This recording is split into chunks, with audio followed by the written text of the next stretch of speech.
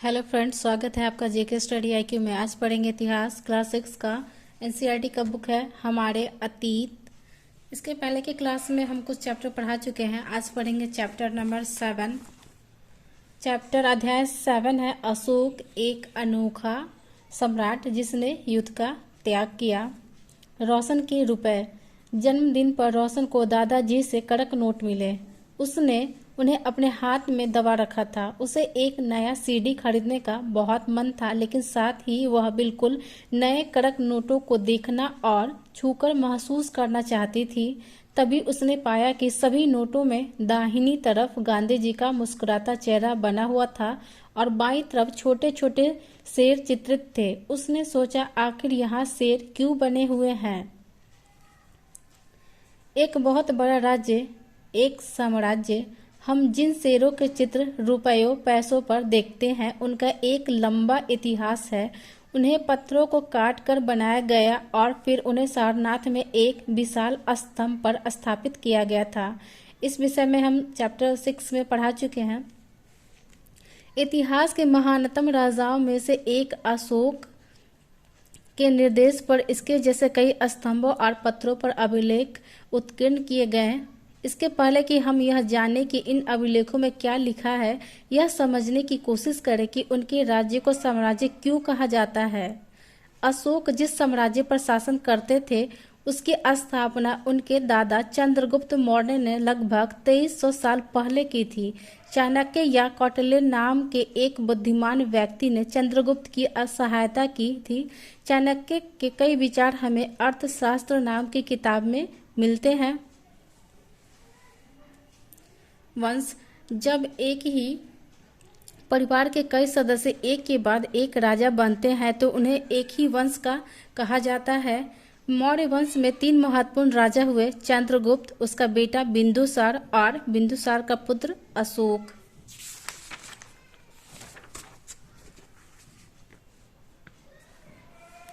जिन जगहों पर अशोक के शिलालेख मिले हैं उन्हें लाल बिंदुओं से दिखाया गया है।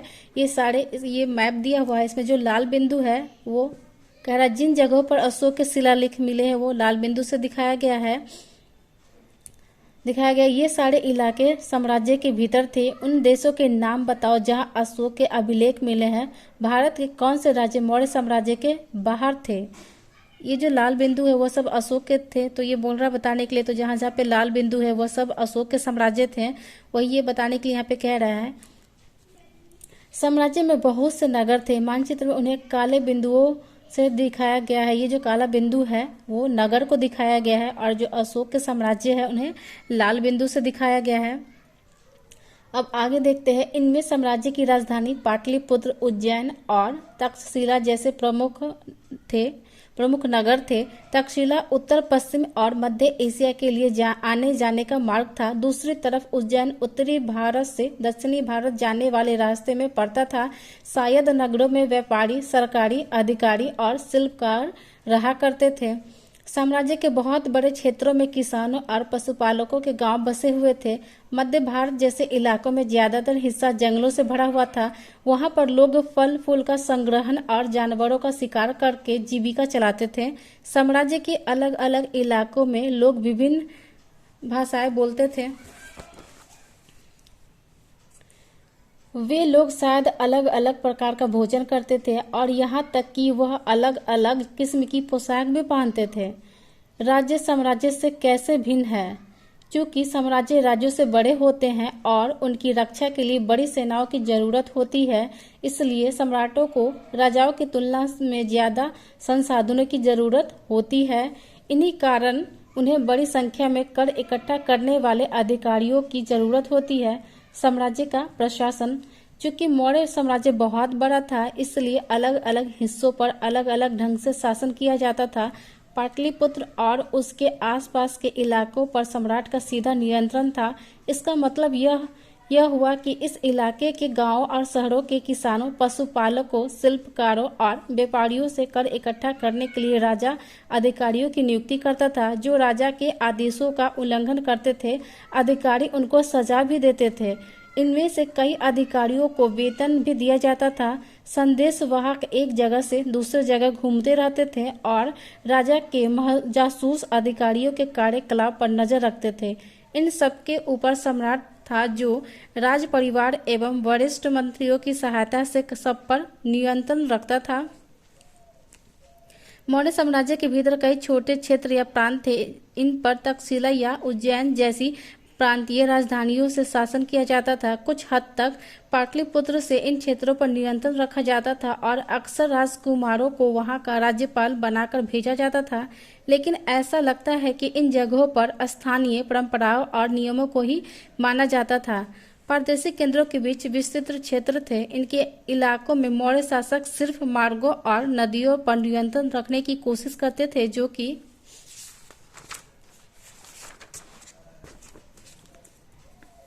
आवागमन के लिए महत्वपूर्ण थे। यहाँ से उन्हें जो भी संसाधन कर और भेंट के रूप में मिलते थे, उन्हें इकट्ठा किया जाता था।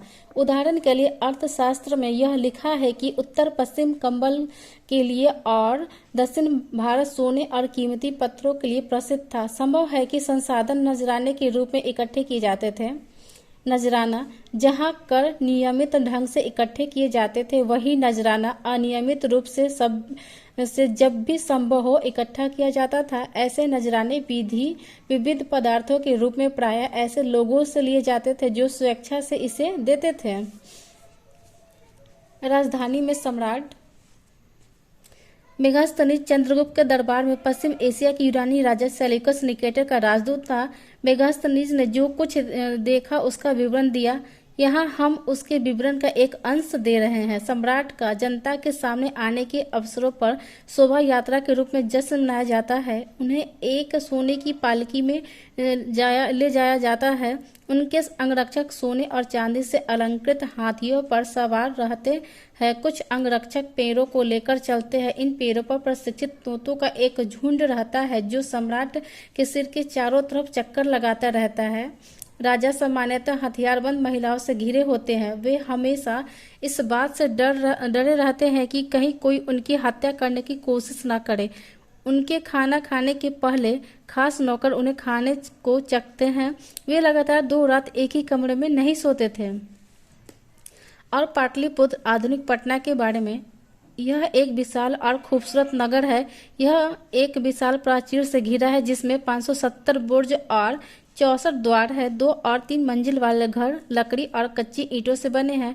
राजा का महल भी काठ से बना है, जिसे पत्थर की नक्काशी से अलंकृत किया गया है। यह चारों तरफ से उद्यानों और चिड़ियों के लिए बने बसेरों से घिरा है। राजा द्वारा खाना खाने के पहले खास नौकर उसे खाने क्यों चखते थे?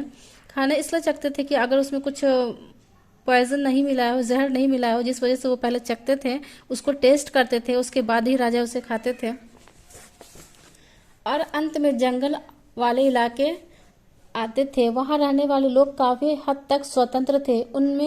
उनसे यह उम्मीद की जाती थी कि वे मौर्य पदाधिकारियों को हाथी, लकड़ी, मधु और मोम जैसी चीजें लाकर दें। अशोक एक अनोखा सम्राट। अशोक मौर्य वंश के सबसे प्रसिद्ध शासक थे।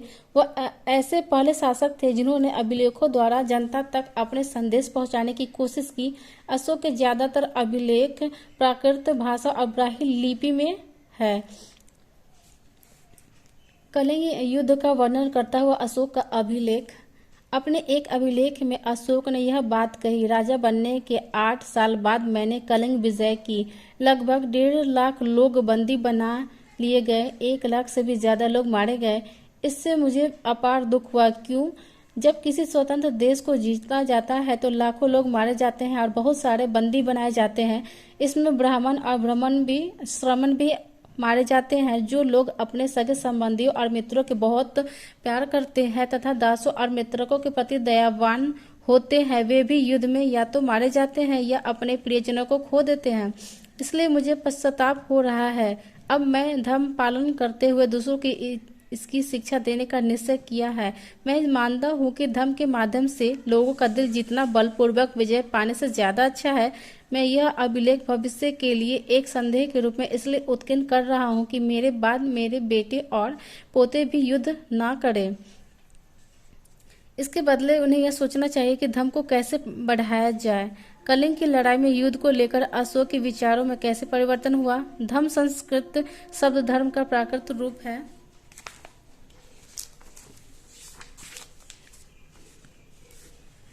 अशोक का कलिंग युद्ध। उसके पहले एक ये दिया है, उत्कृष्ट पॉलिश वाले पत्थर की इस मूर्ति को देखो, यह बिहार के रामपुरवा में मिले एक मौर्यकालीन स्तंभ का हिस्सा है। ये मौर्य का रामपुरवा में मिला है। अभी इसे राष्ट्रपति भवन में रखा गया है। यह उस समय की मूर्तिकला का एक नमूना है। अशोक का कलिंग युद्ध। कलिंग तटवर्ती उड़ीसा का प्राचीन नाम है। मानचित्र 5 में 68 पे जो पढ़ा है, मानचित्र भी दिखाया है, उसी को देखने के लिए कह रहा है। अशोक ने कलिंग को जीतने के लिए एक युद्ध लड़ा, लेकिन युद्ध जनित हिंसा और खून खराब देखकर उन्हें युद्ध से वितृष्णा हो गई। उन्होंने निर्णय लिया कि वे भविष्य में कभी युद्ध नहीं करेंगे। अशोक का धर्म क्या था। अशोक के धर्म में किसी देवता की पूजा अथवा किसी कर्म कांड की आवश्यकता नहीं थी। उन्हें लगता था कि जैसे पिता अपने बच्चों को अच्छे व्यवहार की शिक्षा देते हैं, वैसे ही यह उनका कर्तव्य था कि अपनी प्रजा को निर्देश दे। वे बुद्ध के उपदेशों से भी प्रेरित हुए थे। ऐसी कई समस्याएं थी जिनके लिए हमें उनमें संवेदना थी। उनके साम्राज्य में अलग अलग धर्मों को मानने वाले लोग थे और इससे कई बार टकराव पैदा हो जाता था। जानवरों की बलि चढ़ाई जाती थी। दासों और नौकरों के साथ क्रूर व्यवहार किया जाता था। इनके अलावा परिवार व पड़ोसियों के बीच भी झगड़े होते रहते थे। अशोक ने यह महसूस किया कि इन समस्याओं का निदान उनका कर्तव्य है, इसलिए उन्होंने धम्म महापात्र नाम के अधिकारियों की नियुक्ति की, जो जगह जगह जाकर धर्म की शिक्षा देते थे। इसके अतिरिक्त अशोक ने अपने संदेह कई स्थानों पर शिलाओं और स्तंभों पर खुदवा दिए। अधिकारियों को यह निर्देश दिया गया कि वे राजा के संदेह को उन लोगों को पढ़कर सुनाएं जो पढ़ नहीं सकते थे। अशोक ने धर्म के विचारों को प्रसारित करने के लिए सीरिया, मिस्र, ग्रीस तथा श्रीलंका में भी दूत भेजे। उन्होंने सड़कें बनवाई, कुएं खुदवाए और विश्राम गृह बनवाए। इसके अतिरिक्त उन्होंने मनुष्य व जानवरों की चिकित्सा की भी व्यवस्था की। अपनी प्रजा के लिए अशोक के संदेश। लोग विभिन्न अवसरों पर अनुष्ठान करते हैं। उदाहरण के लिए जब वे बीमार होते हैं तब उनके बच्चों का विवाह होता है। बच्चों के जन्म पर और जब यात्रा शुरू करते हैं तब वे तरह तरह के अनुष्ठान करते हैं। वे कर्मकांड किसी काम के नहीं। इसके बदले यदि लोग दूसरी रीतियों को माने तो वह ज्यादा फलदायी होंगी। ये अन्य प्रकार की रीतियां क्या है? ये है अपने दासों और नौकरों के साथ अच्छा व्यवहार करना, बड़ों का आदर करना, सभी जीवों पर दया करना और ब्राह्मणों तथा श्रवणों को दान देना। अपने धर्म की प्रशंसा या दूसरों के धर्म की निंदा करना, दोनों ही बातें गलत है। हर किसी को दूसरे धर्म का आदर करना चाहिए। यदि कोई अपने धर्म की बड़ाई और दूसरों के धर्म की बुराई करता है तो वह वास्तव में अपने धर्म को ज्यादा नुकसान पहुंचा रहा है। इसलिए हर किसी को दूसरे के धर्म के प्रमुख विश्वासों को समझने की कोशिश करते हुए उसका आदर करना चाहिए। भारत के प्रथम प्रधानमंत्री पंडित जवाहरलाल नेहरू ने लिखा है, उनके धर्मादेश आज भी हमसे एक ऐसी भाषा में बात करते हैं जिन्हें हम समझ सकते हैं और जिनमें हम बहुत कुछ सीख भी सकते हैं। अशोक ने धर्म के विचारों को दूर दूर तक फैलाने के लिए उन बातों को बताया जो आपके अनुसार आज भी प्रासंगिक है। अशोक के संदेश के उन हिस्सों को बताओ जो आज भी प्रासंगिक है। ब्राह्मी लिपि। आधुनिक भारत की ज्यादातर लिपियां पिछले सैकड़ों वर्षों में ब्राह्मी लिपि से उत्पन्न हुई हैं। यहाँ आप अ अक्षर को अलग अलग भाषाओं की लिपियों में देख सकते हैं। ये आरंभिक लिपि ऐसे लिखी जाती थी। ब्राह्मी, देवनागरी ऐसे लिखी जाती है। बांग्ला, मलयालम और तमिल।